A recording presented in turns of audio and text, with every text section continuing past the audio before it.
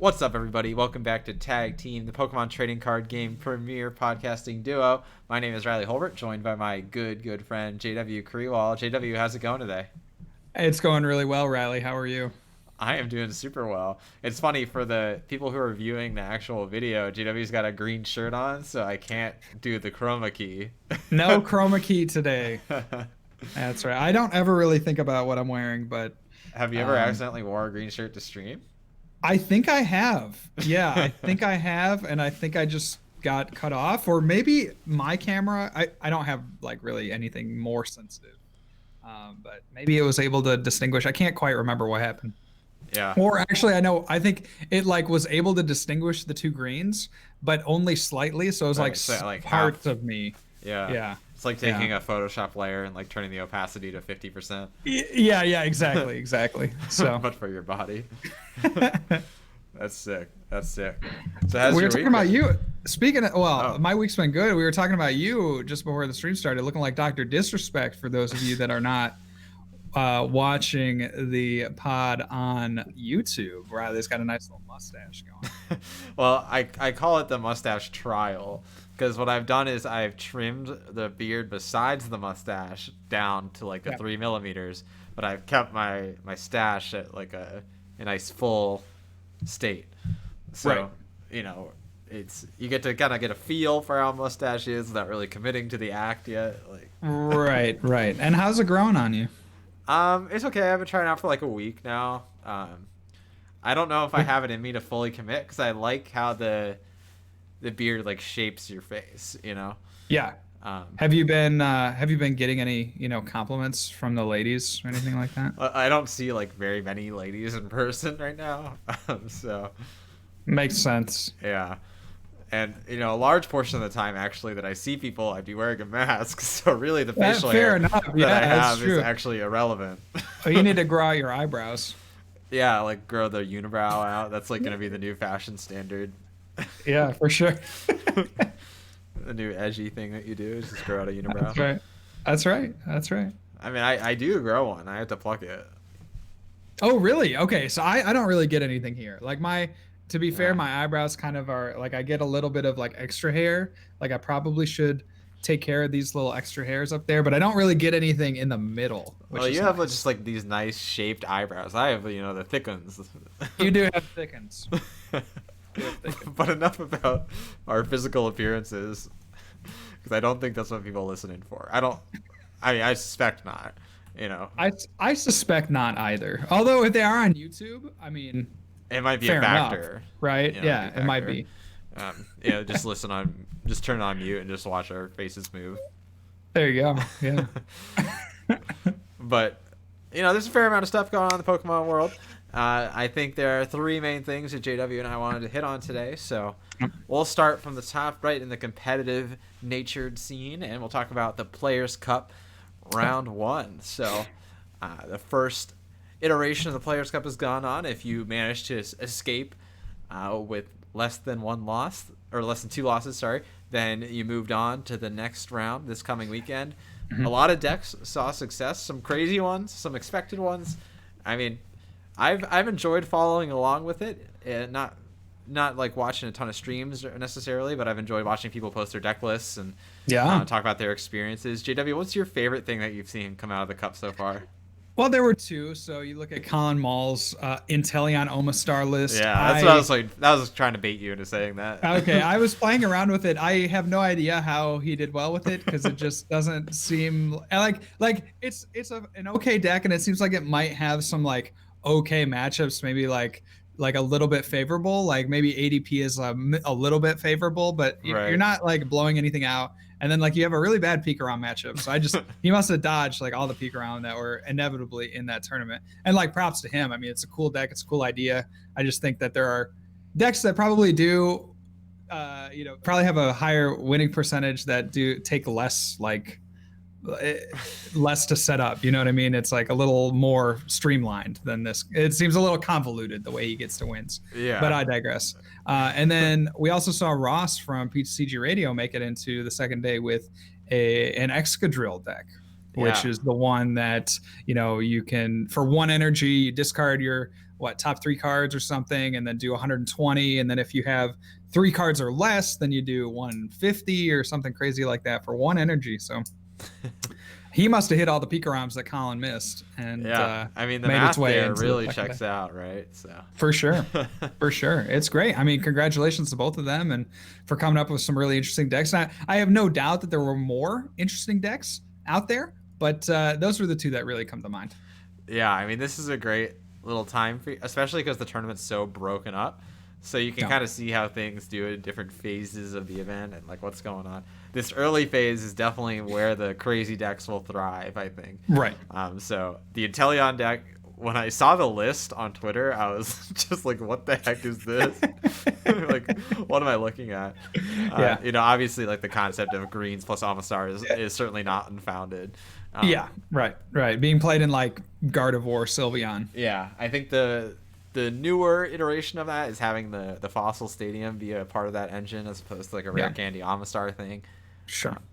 Still though, like a tried and true, I guess you could say, idea of pairing Amistar with greens, and Inteleon was an interesting choice of partners. I guess in some areas it does well, although the symbol in the bottom left of that card is not very pleasing to me. Wow, which symbol? The weakness symbol. Oh, yes, Yeah. understood.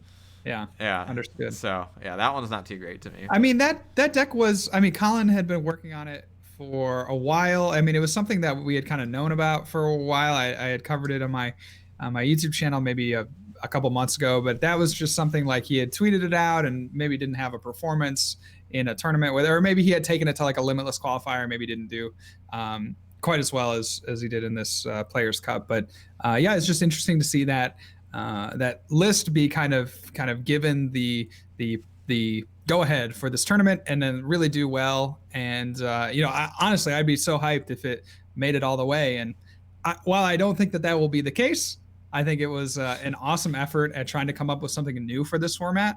And that's just really exciting. As a content creator who is having a tough time staying in this current format, it's good to see fresh things come out. Yeah, so I think we'll loop back to that in a second here, but what else have we noticed from the Players Cup? For me, I've noticed a lot of people talking about Pikarom again. It feels like Pikarom just constantly is in and out of the conversation, and right now it's very in. I swear this weekend was just everyone was talking about what the best version of Pikarom was. It was actually very odd to me that we still haven't settled on Pikarom yet. I guess that just shows how versatile it is as a deck. Right. Have there been any trends that you've really noticed? I mean, to me, Pikarom just seems the premier deck people are talking about. Yeah, I think Pikarom was just probably the most consistent deck to play. I mean, it couldn't really beat anything. It doesn't really ever struggle to set up, and I think in a double elim like this, where you're 2 losses and you're out, like you just want something that's gonna do something every game that like gives you a chance to actually play the game. Yeah. And so I liked that for the tournament. ADP was something that I liked for the tournament, and I have no doubt that that performed well over the course of that day, and will perform well again this weekend. Yeah. So needless to say, I'm excited to see how it pans out. I'd like to loop back to your comment about sort of struggling with this Rebel Clash format. Obviously, you're very intimately involved in like the content creation element, right? Where you have to you play the game a lot, like just by virtue of streaming. You make YouTube videos, and the challenge with the YouTube videos is trying to continually make them engaging and interesting. So, what about the Rebel Clash format has really made that a struggle for you? I think that the interplay between a lot of decks is really lacking in a lot of ways. There's not too much back and forth. There's not too much comeback potential outside of like, I mean, Marnie is kind of that comeback card, but like there's not a ton of like interacting with the opponent's deck. And I guess my example for that would be something like, I mean, just ADP being in the format hasn't necessarily, like I've enjoyed ADP at certain points in its lifetime. Like I've played it. I've enjoyed the deck generally, but like now we're on to a second format with ADP, and just feels, or ADPization, I should say. But we're on to a second format with that deck specifically, and that just really kind of puts I don't know. It just feels like, games end on this clock, and I don't necessarily love that. Or you look at a deck like, um, you look at it like going against Dragapult or something, and like you're playing any deck, and the interplay there that you can do is like, well, if I have hammers and I can hit a hammer on turn one, then like I can win, and like that to me is indicative. Instead of the in-game play, it's kind of just like, well, if I play this one, if I play hammer and I hit heads and I get it, then I can win the match, and if I don't, then it's gonna be a lot harder. I don't know, just that kind of thing. I've been noticing has been really holding this format back. Not a lot of interplay between decks. Sure. So, if you had to prescribe what is necessarily the cause of that, do you have any idea? Or is it something that could be fixed in the future? Like, when I hear about stuff like hammer being a problem, that's, the hammer is just a crappy It's just card. a thing. Yeah, Sure. Yeah. But stuff like ADP obviously is format warping. To me, when I think about like decreasing almost the interaction and the skill caps of these decks, I think of Boss's Orders actually being a problematic card. Just it's introducing additional free gust is, especially when decks like ADP do exist, seems tough to me. Right. You get so heavily punished for falling behind in this format because when you talk about cards like Marnie, they might be effective to a certain degree for getting rid of custom catchers, but one Boss's Orders is not a tall ask off of 4 cards plus a Jirachi or whatever you might be doing. Right, exactly. And then even with cards like Eldegoss, right? If you have a boss in your discard, you can get it back. Turns a quick ball into the. Yeah, I agree with that to an extent. And like you look at, you look at a deck like ADP, and it's like maybe it's trying to rely on having an ADP to like tank a hit, but like if you're the ADP deck and you're playing against something, and they're trying to put up their main attacker and you can't one-shot it, well, you might not even have to even attack into that attacker. Like you can just snipe their bench. So like you're saying there with the boss orders, a lot of times like you're going to need the Dene to set up. You're going to need, these support Pokemon to get going, and you can just go around and snipe them on the bench. I don't know if that's necessarily the contributing factor for me, like the main contributing factor. For me, I look at hammers. I just look at the interplay of certain decks is not really being as exciting as I want it to be. There's not like a lot of out. I don't feel like there's a ton of outplay potential, except with maybe a deck like Spiritomb, which is not necessarily outplaying your opponent, but just like making the correct sequencing decisions on your turn, and that also maybe is a little bit lackluster in my opinion. So then to reframe that, it almost is like a deck skill cap thing. Is that how you'd feel? Yeah, I suppose it seems very like, to me, just kind of do this, and I think this was put in really good perspective by if anyone has watched on the YouTube channel. Like I was doing an old format, 2017, 2018 format, whereas Breakthrough to Crimson Invasion, and that was all about. And it had its flaws too. I'm not saying it's like a perfect format by any means, but that was a lot about definitely not the a lot more about one. Routing. Say what? Definitely not the Crimson Invasion one. Was not a perfect format. But it was a lot about routing and like what you take a knockout on when, and like there were some times where it didn't really make sense to even take a knockout. And do you want to set up a Pokemon for a later turn? Or what supporter should you play was a real big concern back then. Like, do I play a Mallow, or do I play a Guzma, or do I play an N? Like that, those are real tough decisions that you don't necessarily have like the best play. Like you don't necessarily know the best play at the time, because they do different things. Like there's so much variance in what could happen, whether or not you play the Mallow or the N or the Guzma or the Research or the Bridget, even in some cases. And like that is, right now we kind of have two choices. Is it Research or Marnie? And it's really just, well, whatever I have in my hand, and it's, and then I guess Boss's Orders, right? So that kind of rotation of those 3 supporters isn't that skill intensive as opposed to formats in the past. We just don't have as much choice, I feel like, as we have in the past. And yeah, these decks really feel very linear in their gameplay. Like if I'm playing a Zacian deck, like Zacian down on the first turn, attach an energy, Intrepid Sword, and like swing, swing, swing, get a switch, swing, get a switch, swing, get some metal saucers, swing. And then like with Dragapult, like get a Dragapult down, attach an energy. Yeah, I don't know. It's concerning. I don't know that the format is necessarily going to get any worse. I don't think it'll be quite as much of the same, which I'm excited about in terms of the new format after the rotation. But maybe I'm not even voicing my concerns like that well, but Sure. it just feels a very, very linear in terms of the amount of things that you can do on your turn. Yeah, I feel very similar. And I think part of that is almost the card design is shifted direction as it does every block. I sincerely hope that the Sun and Moon block in the future will be remembered fondly, because I think that was a very especially like the early Sun and Moon, when you had to evolve into your GXs and. Well, and I think actually that we should get back, we're kind of seeing this evolution again in the form of evolutions. Like as soon as evolutions come back and like you have a Pokemon that goes from being worth 2 prizes to being worth 3 prizes, all of a sudden that's a new introduction to the game that you can, decide whether or not to evolve that Pokemon, decide whether or not to make it better, quote unquote, make it better. And I think that was a big thing that I really noticed in 17-18 is like, you could choose when to evolve your Zoruas, you could choose when to evolve your Ralts. And sometimes it was, you might have had the piece in hand to go into a Gardevoir, but it didn't really make sense to do it that turn because now it's a big liability on the bench. Obviously, things are a little bit different now with certain decks. Just not, you're not really able to one shot a VMAX, so it's really hard to to make those plays where you get punished really hard for evolving into a VMAX. But the point there just being that you have this extra choice.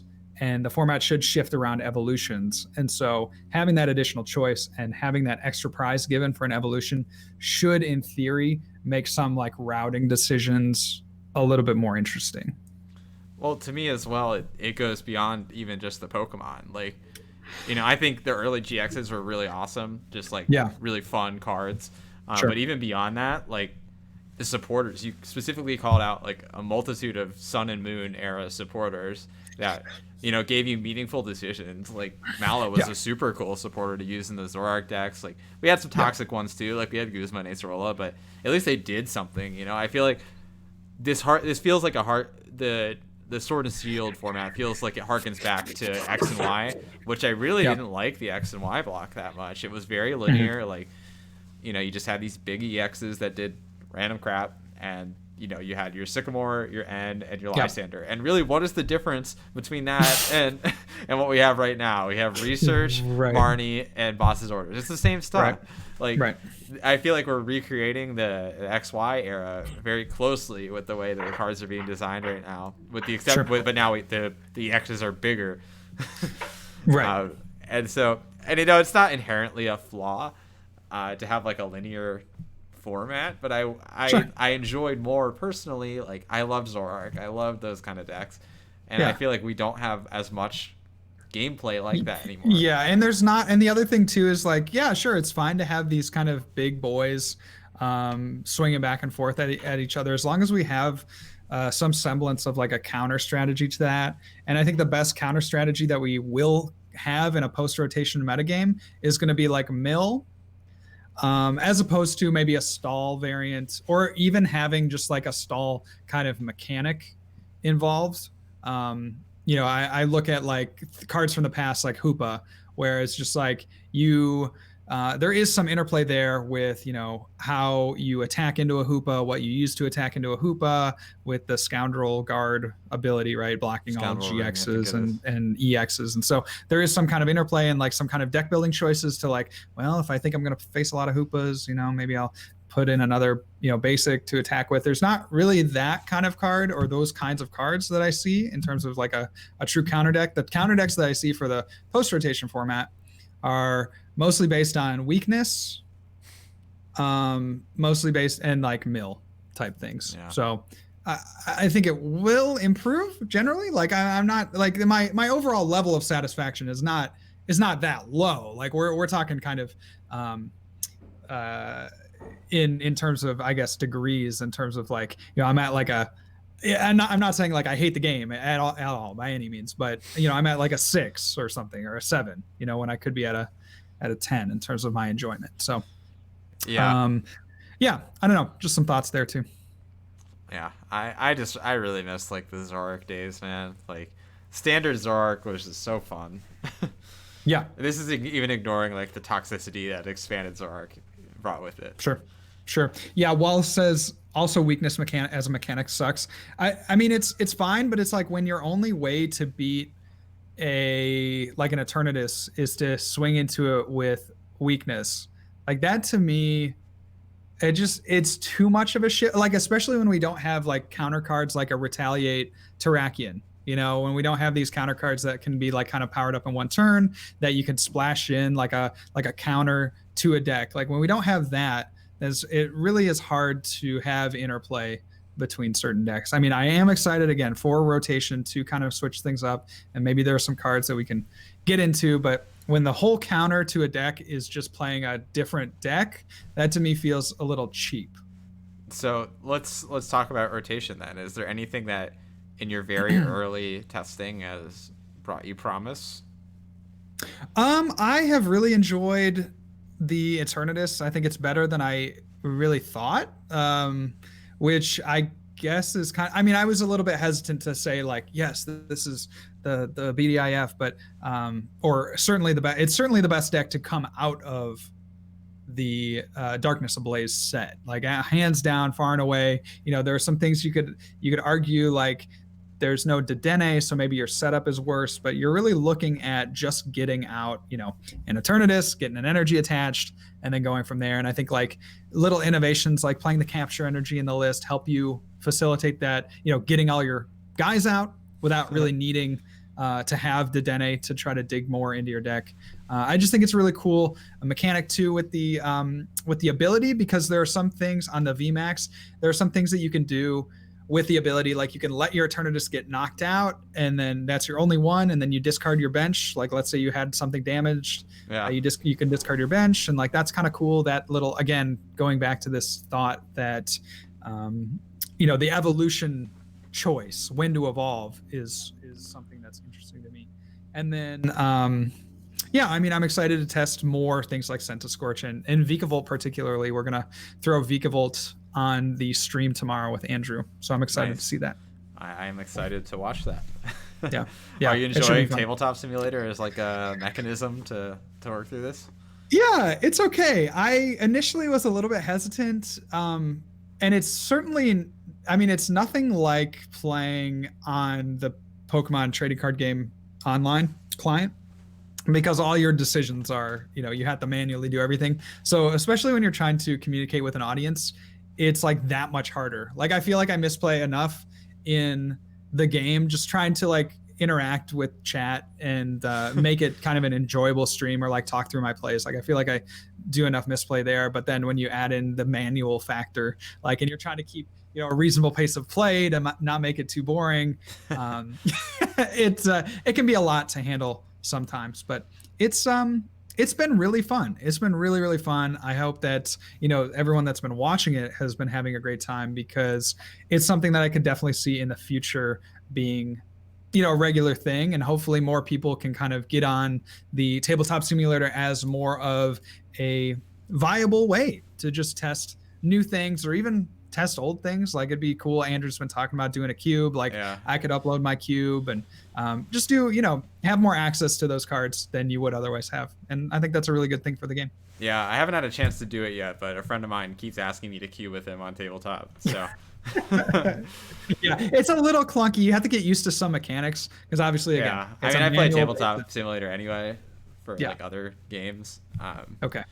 So I'm familiar. You kind of know where the next evolution of Tabletop Simulator is going to be some kind of scripting mechanic, but that'll probably take a significant amount of dev, or it'll take a significant amount of work put into that. But I think it could be worth it. Well, when you and Andrew were in the Discord just hanging out and like testing out Tabletop, I was like, man, there just has to be a way to do this. Like well, it's just like, it's the things like Marnie, where it's like kind of an awkward mechanic in real life, Yes, And then Marty might be like a very special exception too. yeah. So like Marnie just sucks, Yeah. no two ways about it. But everything else is pretty self-explanatory, and we can get by pretty fast and pretty efficiently now that we kind of have the ropes. Yeah, I was trying to think if I could at least, Know the ropes. like personally, if I could try and script some things like energy attachments is Sure. sucks. And, yeah, that's not like a promise, right? It's just something I was thinking about looking into myself, just as Right. Yeah. as a Energy fun attachment. exercise. Awesome. Yeah, that'd be amazing. Yeah, that's not a promise. It's just something that's like, as someone who works in like the programming space, it's something that interests me as like a side project. Yeah. It's trying to make tabletop more streamlined. Yeah, but it's definitely, I mean, it's an innovation in Pokemon. Like, it's another one that you add to the long list of like Pokemon TCG innovations because of COVID. And I think generally speaking, like, it's a good thing. Like, it should lead hopefully to more higher level players being able to test this, newer formats earlier. And I think that just overall is a good thing for the creators. It's a good thing for the viewers, and just a good thing for the game in general. Yeah, and you know what? I think just conceptually finding more opportunities to interact with your friends and play the game that we love, it's always a good thing. So. Yeah, absolutely. And then it's a really good like kind of gateway, right, to maybe a newer player.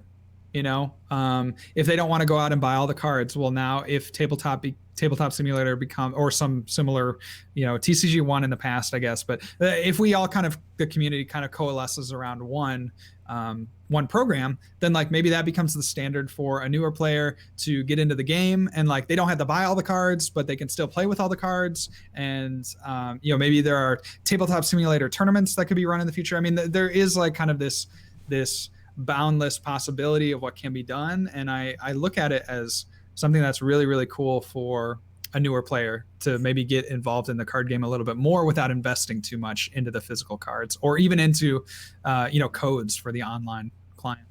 Yeah, and you talk about newer players, and so that's a nice little segue into the last thing that we wanted to talk about today, which is the Pokemon raid battles. That's right. This was, to me, when I got this email from Pokemon about this new thing, because I get the emails from their website about the raid battles. I was like, what in the world am I looking at? And to be honest, now that I've like messed around with it, it's like still, what in the world am I looking at a little bit? Yeah, sure. I know you've kind of enjoyed it. What is what is your take on the raid battle? Yeah, I when I first saw it, I memed on it a little bit. Like, granted, it's just kind of a big departure from, actual cards, right? It's a big departure from how you're, quote unquote, supposed to play the trading card game. But when you take a step back from it all and look at what it is trying to do, I mean, it's intended for that young audience or that new audience that has these cards but can't quite put them into the context of a deck or a metagame or battling against other people. And so it's just a good little introduction to the whole idea of competitive Pokemon trading card game. And so for that, it is successful. I mean, this is really like kind of that gateway drug. Like, if somebody gets hooked on raid battling, and I could even see this being kind of a thing that even experienced players do just for fun. I don't think it could ever be like a format to itself, or I don't think it could ever be anything organized in the competitive scene, or like something that people would want to do more than one or two times. But you just look at this as something for the newer player that could really get them hooked on, using the cards, playing with the cards, and then eventually, building the way kind of that gateway again into competitive. Right. Yeah. When I see it, it reminds me a lot of when I was a kid and didn't know how Pokemon cards worked. Yeah. Like, I don't know if you had this problem, but me as a kid, Pokemon cards were very hard to understand. Yu-Gi-Oh cards were very easy. They had attack, they had defense. If the attack was bigger than the opponent's attack or defense, then you win. Like, that was... Okay, yeah, and there was like kind of an instant like mechanic to it. It wasn't like you were building up damage over time. So so to me, like, switching to Pokemon, like, there was a couple of things that were confusing there. Like, how does the damage work was one thing. How does energy work is another thing. Like, and I'm just a kid not reading the rule books or anything. I don't know what any of this stuff does. Like, right. So and just, go ahead. so like being able to, and what it made me kind of sad because people were just really harshly beating down like the raid battle thing, on Twitter and stuff when it got announced. And I really think you're missing the point. Like it's for it's for kids. Like it's meant to be a fun gateway into using the cards that you could freshly got out of a pack. You don't have to have a deck. You don't have to have anything crazy. You can just take your cards and play with your friend on this raid battle thing. And I think it does that well. I think ultimately, I wish it was like better built. Like what I would wish for, even if it wasn't integrated into the TCGO client, I would wish that it. Sorry, I like hit my microphone there with my speaking with my hands. What I would wish is that you could at least like choose your card. Like maybe they had a card database and you just choose it instead of having to do everything manually. Then that comes to a few other issues that I have with it. But just for those of you that don't know that are listening to the cast, this is the Pokemon trading card game Raid Battle. Just to give a quick summary of what it is, it says Pokemon trading card game Raid Battle is a fun and exciting game that lets you experience the TCG in a new way. You have a battle assistant, which is online, and it kind of guides you through how to use your cards. But generally, there is a VMAX Pokemon that you're trying to kill and trying to knock out, and you and up to four of your friends. Yeah, right. And you and up to four of your friends are looking to, or excuse me, you and up to three of your friends are looking to do enough damage to knock out this massive, and truly massive. Yeah. So like 2,800 health, something like that. So you're doing it with your cards that you have. So whatever card that you have, theoretically you could play in this raid battle against this person. And really that is what we're coming back to here when we're saying, like, when I first got into Pokemon, I just wanted the Pokemon that had the most energy in their attack and the most retreat costs. Like that was the best Pokemon. And so and so like this really kind of takes all, somebody can think that they have their best Pokemon and it will actually contribute to winning this raid battle. I think it's a cool mechanic to kind of incorporate with the video games as well, which is something that maybe there is a crossover that might happen because somebody sees, oh, there's a raid battle kind of mechanic. I like raid battling in the video game, so maybe I'll give the trading card game a chance. But you have a couple of Pokemon, there's some different mechanics with different cards. There's like a cheer mechanic and a knockout mechanic.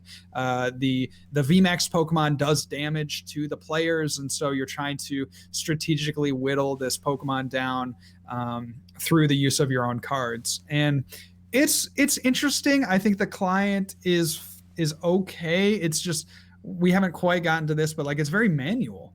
It's very manual based, and so it would have been. Obviously it's supposed to be very simple and very easy to understand, but I think maybe a little bit more in terms, and they might add this in the future, you can't really tell, but like you're saying, a card database or something similar to just help it along a little bit more. When I first saw it, I was really hyped because I was like, oh man, it would be really cool to have this thing be like all inclusive that I could play with my friends online, but that's not what it is. You do have to play with the physical cards, so that is going to kind of hinder it in a little bit. Yeah.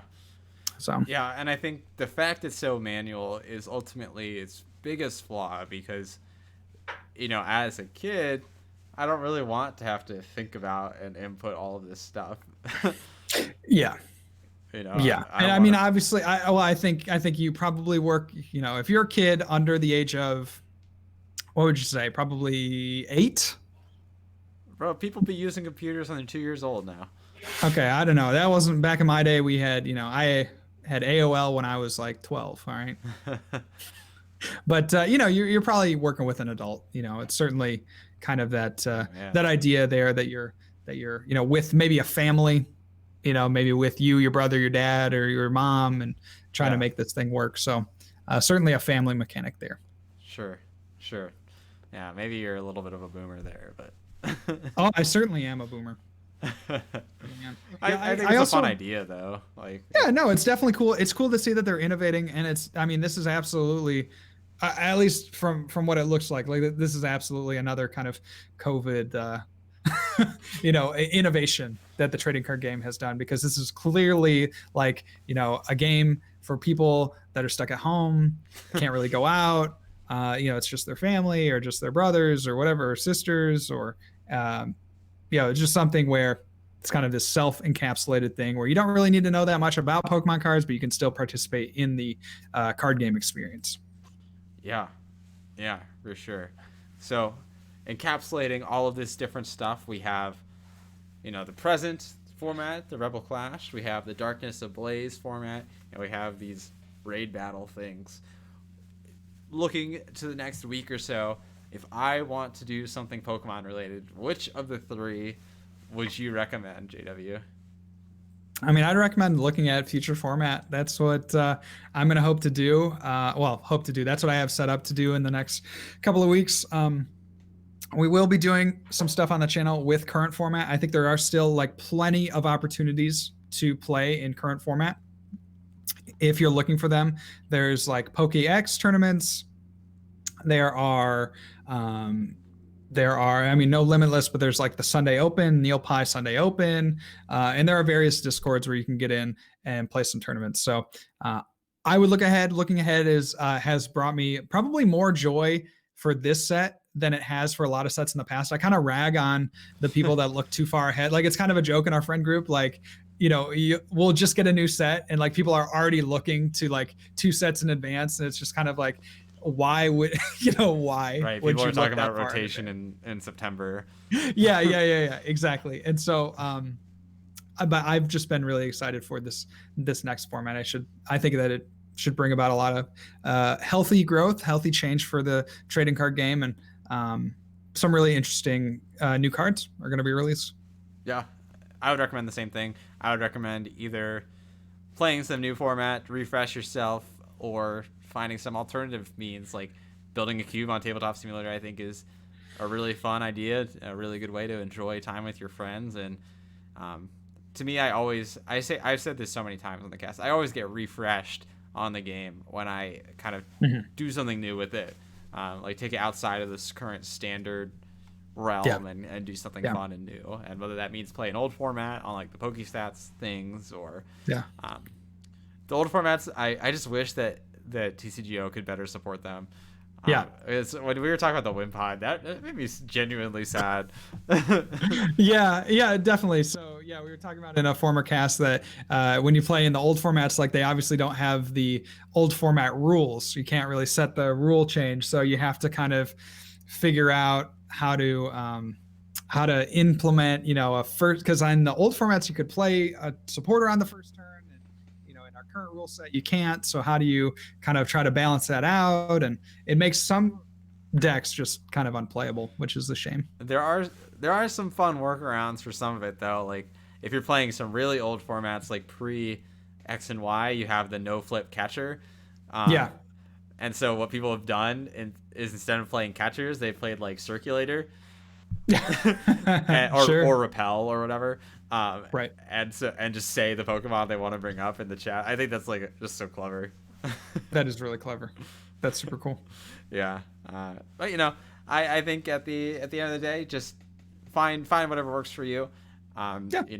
People keep saying we're in unprecedented times. If I think we both recommend just branching out, finding the thing that keeps the game fun and enjoyable while we're not able to enjoy it in person with all of our Pokemon brothers and sisters.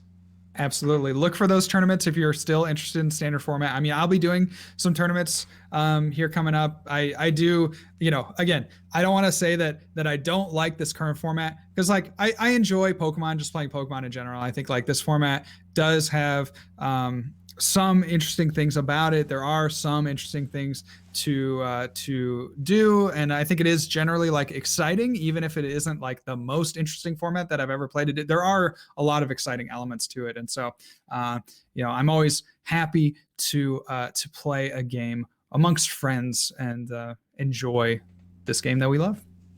Yeah, well said. We're just Pokemon lovers at the end of the day. Absolutely. Awesome. Well, if anyone has questions in chat, feel free to drop them. Wallace6969 asking, does anyone think World 21 is actually happening? I have my doubts. It's I mean, it could be the kind of thing where like the US is excluded. We're kind of seeing that the United States is being barred from entry into a lot of Asian countries. I mean, we're falling And further behind. what's that? We just keep falling further behind. Yeah, exactly. And so we're getting really hammered out here, and it's kind of embarrassing on this global stage to even be having this debate of like whether or not we should wear masks when we are seeing the success rate of masks in other countries just almost maybe not eliminating the problem, but certainly like keeping it under control. And so to say that 2021 worlds is it going to happen or not? I think there is like a pretty decent chance that it does happen, but I think there's also a pretty decent chance that players from the United States like are not allowed to come and play. I could just see, or maybe not by Pokemon specifically, but like if it's still held in the UK, like potentially there's just a travel ban or something. A travel ban from people coming from the United States. So that could be something that I think is a very real possibility of happening. Yeah, I can see that too. Which is sad, really sad. Yeah, for sure. Jollyfly Man asks, what prevents Raticate from cheesing raids? I mean, nothing. Yeah, that's the other thing too about these cards is like you just have some cards that are insanely powerful against these raid Pokemon. You look at that there's like a Xatu that like flips a coin and does the same thing, and like sure, I mean I guess if you have those cards then like you just auto win essentially, but I mean you can bring you could just type 9 million damage and win. Like that's right. There's not even a damage cap, so you can do whatever you want, realistically. Yeah, at the end of the day, the raid battle's like you have to use it correctly. You know, you have to use the interface correctly. And I guess Raticate would be using the interface correctly, but you have to also try. It's about the spirit of it. I was gonna say you have to try to make it interesting. Yeah, it's the spirit of the game kind of thing. Yeah, for sure. Well, GW, I've had an awesome time chatting with you. I'm really excited to see more of this new format stuff develop. I'll be tuning in for sure to watch you fumble around in Tabletop Simulator tomorrow. Yes. For those of you who want to catch up more on JW's new format content, be sure to subscribe to his YouTube channel if you haven't already at Flex Daddy Righteous on YouTube and on Twitch.tv. And be sure to follow us on Twitter as well, Smiles with Files and Real John Walter. And Tag Team Pokemon as well, just to follow the cast.